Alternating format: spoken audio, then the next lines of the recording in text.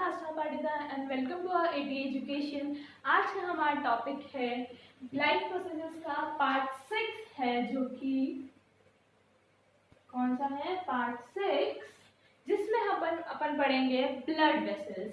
अपन ने पिछले वीडियो में पढ़ा था हार्ट के बारे में कि हार्ट कैसा है, क्या है, उसके फंक्शंस पढ़े थे और अपन ने उसके फंक्शंस और उसके डायग्राम के साथ भी डिस्कस करा था, पर अपन ने ब्लड वेसल्स नहीं पढ़ा था। ब्लड वेसल्स मतलब उसके फंक्शन जो कैप बुक करी थी अपन, रिमेंबर? वो पल्मोनरी वेन्स, पल्मोनरी आर्टरीज, मैंने कहा वेन, वो सब क्या है, वेन्स और आर्टरीज में क्या डिफरेंस है, वो सब आज पढ़ेंगे। तो सबसे पहले ब्लड वेसल्स दो की होती है, एक आर्टरीज और वेन्स। पहले आर्टरीज देख लेते हैं कि क्या होता है, उसके बाद फिर वेन्स पे चलेंगे। तो arteries, this carry oxygenated blood from heart to body parts except pulmonary artery.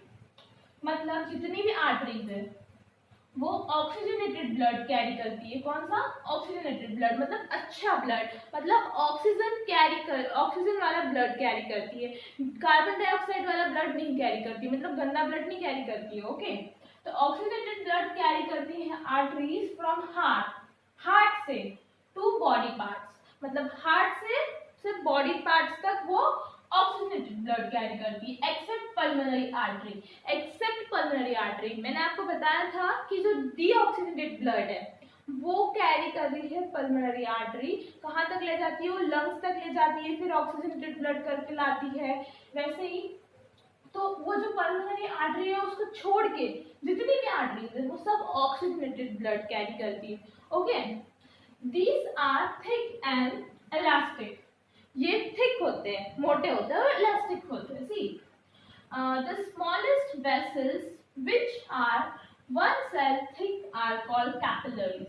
मतलब जो स्मॉलेस्ट वेसल्स होती है जो कि एक सेल जितनी मोटी होती है, कितनी? 1 cell thick, एक सेल जितनी मोटी होती है ना, वो कहलाती है कैपिलरीज। क्या कहलाती है वो? कैपिलरीज। सो आई होप आपको आर्टरीज का तो समझ आया होगा कि आर्टरीज क्या होते हैं। आर्टरीज सारी क्या होती है? वो क्या करती है? ऑक्सीजनेटेड ब्लड कैरी करती है एक्सेप्ट पल्मोनरी आर्टरी। ओके, बाकी सब ऑक्सीजनेटेड ब्लड कैरी करती है। अब अपन समझेंगे कि वेन्स का क्या फंक्शन है। सो वेन्स का फंक्शन क्या है? वेन्स क्या करती है? Veins carry deoxygenated blood from body parts to heart except pulmonary veins. मतलब वेन्स कैरी करती है डीऑक्सीजनेटेड ब्लड, आर्टरीज कैरी करती थी ऑक्सीजनेटेड ब्लड और वेन्स कैरी करती है डीऑक्सीजनेटेड ब्लड, मतलब गंदा ब्लड कैरी करती है from body parts to heart. अपने बॉडी पार्ट से हार्ट तक ले जाने का काम वेन्स करती है क्योंकि वो डीऑक्सीजनेटेड ब्लड होता है। ठीक है, तो मैंने बताया था आपको टिश्यू से जाता है वो हार्ट में डीऑक्सीजनेटेड ब्लड। सो टिश्यूज क्या करती है? वर्क करती है अपनी बॉडी पार्ट में, तो वही है, बॉडी पार्ट से हार्ट तक ले जाने का काम वेन्स का होता है, डीऑक्सीजनेटेड ब्लड को। ठीक है, एक्सेप्ट पल्मोनरी वेन। सी, मैंने आपको बताया था कि लंग से जो ऑक्सीजनेटेड ब्लड नीचे आता है लेफ्ट एट्रियम में, तो वो ऑक्सीजनेटेड ब्लड आता है। सी, वो किसके थ्रू आता है? पल्मोनरी वेन के थ्रू आता है। पल्मोनरी थ्रू की वेन ही आता है ना। अगर अपन तो पढ़ रहे हैं कि वेन्स तो डीऑक्सीजनेटेड ब्लड कैरी करता है, तो आप सोच रहे होंगे कि पल्मोनरी वेन कैसे इसको ले जा सकता है ऑक्सीजनेटेड ब्लड को?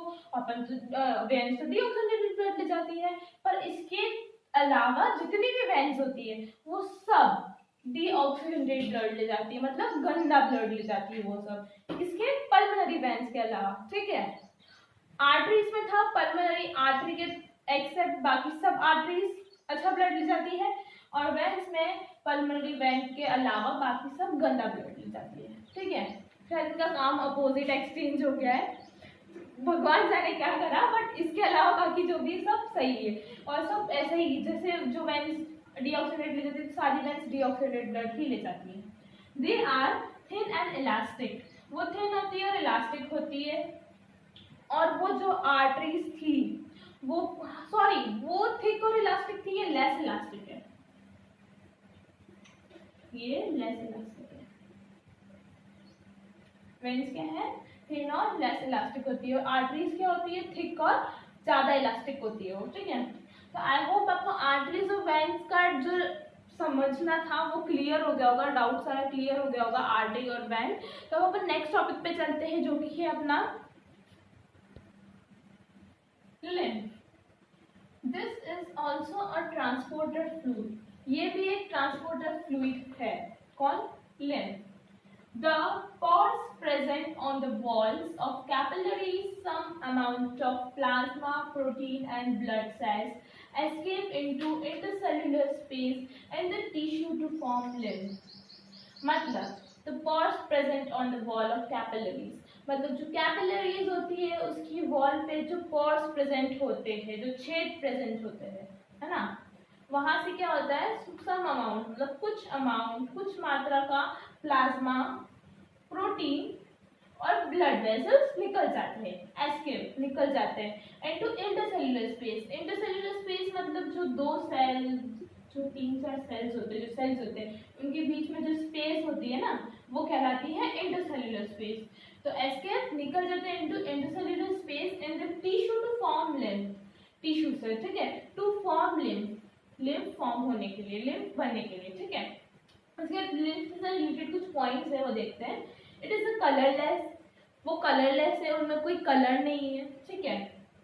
Lymph absorbs and transport fat from intestine, intestines में जो फैट होता है वो एब्सॉर्ब करता है और ट्रांसपोर्ट करता है, ठीक है।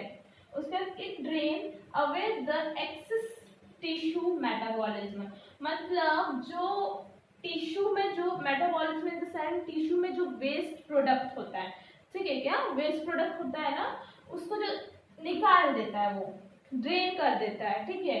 तो टिश्यू में जो एक्सेस वेस्ट प्रोडक्ट होता है उसको निकालना किसका फंक्शन है? लिम्फ का। सो आई होप आपको समझ आया होगा लिम्फ क्या होता है। तो आज का हमारा टॉपिक हम यही एंड करते हैं। So I will end the video now here only.